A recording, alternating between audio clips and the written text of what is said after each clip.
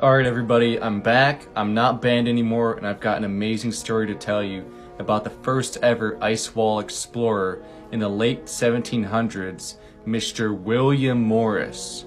Now this entire story comes from written accounts that have been hidden for hundreds of years up until recently, when the author Nos Confunden wrote about his story after coming across these documents that basically just told what he had found beyond the ice wall and what he had to go through to come back and tell this story to the whole world without triggering another great reset. Now this story begins when William Morris's crew sailed all the way to Antarctica looking for the rumored Summer's Gate, which is supposedly an opening in the ice wall that only appears when it gets hot enough for the ice to melt and a boat to go through. Once they got over there, they actually did find a crack in the ice wall big enough for a boat to sail through, but they were too scared to go in. But it didn't even matter at that point because they were already too close and it sucked them through. Once they emerged the other side, they came across a vast new ocean as well as a red boat. That's all they described it as, just that it was red and that they had never seen anything like it before. The boat then blew a siren that was so loud and was hurting everyone on the crew, but I guess once they found out that William Morris and his crew were not a threat, that they let them onto their boat and they spoke to them and basically told them that William Morris and his crew escaped enslavement from the actual bad people in the world, and that these lands that were outside of the ice wall are actually the peaceful place, and that where we live is the place that there are evil leaders running everything.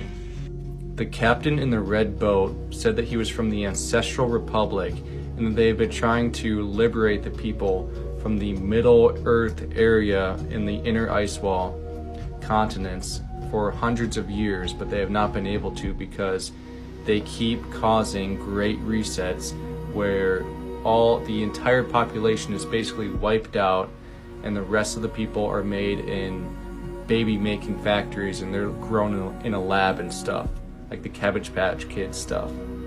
So after William Morris found out that he basically made it out of enslavement by living beyond the ice wall, he stayed there for 10 years, but he just eventually went crazy with all this amazing stuff that he was discovering, all these new technologies and how good life could be for most people, that he actually went back to Earth, the middle region, and was telling people about everything that he had seen, but he had to keep it as secretive as possible so that he doesn't cause another great reset and for all of humanity to be wiped out.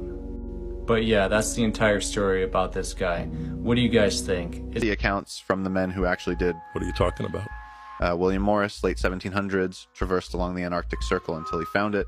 Found what? Summer's Gate, every Glober's worst nightmare, one of the 3 exits along the ice wall. Said the crew was too scared to go through it, but by the time they tried pulling out, it was already too late. Current yanked them through the opening into the other side, beyond the ice wall. My God. Sailed through these unknown waters until what? They were approached by a massive red ship, unlike anything they'd ever seen back home, and it started blaring an unbearable horn until they finally realized William and his crew were no harm. They brought them up on board, and the captain of this giant red ship introduced himself to William as the leader of the ancestral lands. Said his name was Tolliver. Yawning, William was in shock at this point, like trying to take in the fact that there was like this whole reality outside of this ice wall barrier. And Tolliver asked him what he was doing in these waters. William kind of apologetically said, like, I'm sorry, we just wanted to explore what was out here. And Tolliver said, like, no, it's fine. It's been so long since we've seen anyone come from the inner ice wall. Tolliver handed William a map and he said, take this. It will lead you to the safe lands. Move swiftly now. William said, the safe lands, like, I'm sorry, is there something dangerous out here? Like, are we in danger? And Tolliver said, oh, my dear boy, things out here on this side are just fine. You see that place you've emerged from, those people in there are what we have to worry about. He said the leaders of the inner ice wall of your Americas are tyrannical oligarchs who will stop at nothing to keep control. And so William went back to his boat and told his crew about everything the captain said. He goes like, look guys, I don't think we're going to be able to go back home. Like, these people are in some kind of generational standoff with us. Like, we've been lied to about everything. And as he showed them the map he was given, he goes, there's a whole other world out here. And they just looked at this map, which still circulates today, that had shown like literally 178 different worlds under the same biodome, yeah, all kind of connected by oceans. And so they took the directions to the ancestral lands where things were safe, and they were kindly greeted by a beautiful kind of like utopian city where everything was just kind of a peaceful, gracious, and like abundant plethora of just like life. So William was escorted into a kind of headquarter building where a sergeant said to him, William, we'd be happy to process you as a citizen to the ancestral lands. We are aware that you are from the inner ice wall, and we're deeply sorry about the things you've been subjected to. And William just said to him, like, but sir, my family, my people, like, they are all inside of there with no knowledge of these lands beyond. Like, what will be their fate? The sergeant said to him, like, I understand your concerns, sir. I truly do. We've been trying to liberate your realm for centuries, but your leaders are ruthless. He says to William, he goes, listen, if they find out that you've escaped, okay. If they find out you know about these lands, it could trigger another great reset. Okay, they could wipe out your guys' entire realm, leaving only an embryonic group of humans to once again reset your collective consciousness, something they've done before, and believe me, they won't hesitate to do again. And William says to him, he goes like, great, reset, sir.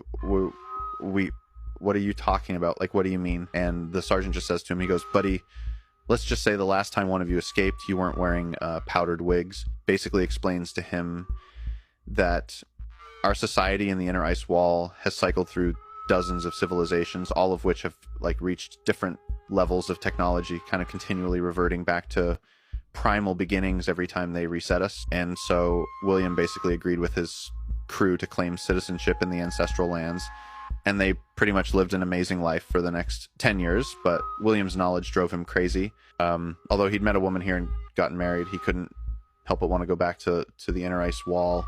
And one day they both went missing. They took a boat back to the ice wall, and he distributed as much of this information into the Americas and European nations as he possibly could. And this is where all the flat earth speculation has reemerged from,